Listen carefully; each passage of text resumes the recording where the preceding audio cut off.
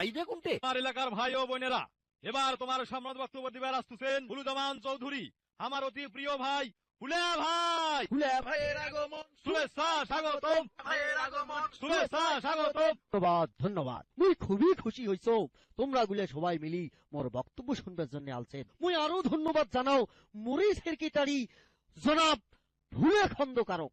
আর আগের বারের ভুল ভালের জন্য মুই তোমার গুলে সবারই কাছত মাপ চায়া নিতেছো।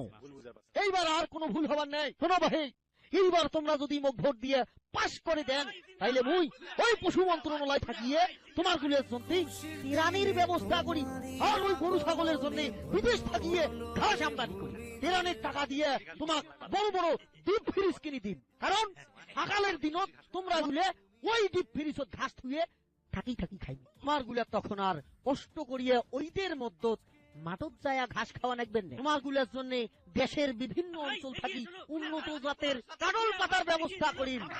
আর খরগোশের জন্য সারা বছর শালগম গাজর আমদানি করি। আর গাদার ঘোড়ার ঘরের জন্য ছোলা বুটের স্পেশাল ব্যবস্থা হইবি। এগুলা মজুত করার জন্য বড় বড় গুদাম বানা হইবি।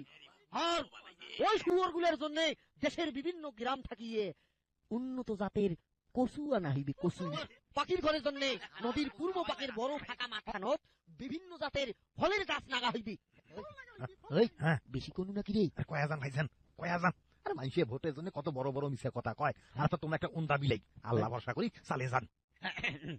হ্যাঁ সবাই শোনো ভাই, কাল দোপ্রত মোর বাড়ি তোমার গুলা সবারে জিয়াপতের দাওয়াত থাকে। রান্না বান্না কিন্তু তোমার গুলা সবাকে করা লাগবে, বুঝছেন? ওই ইংরেজিতে এটা কি কয় জানেন? Family picnic. সংগ্রামী ভাইরা মোর, মুই তাইলে এলা যাও, বড় ক্লান্ত হয়ে গেল। আসসালামু আলাইকুম। ওয়ালাইকুম আসসালাম।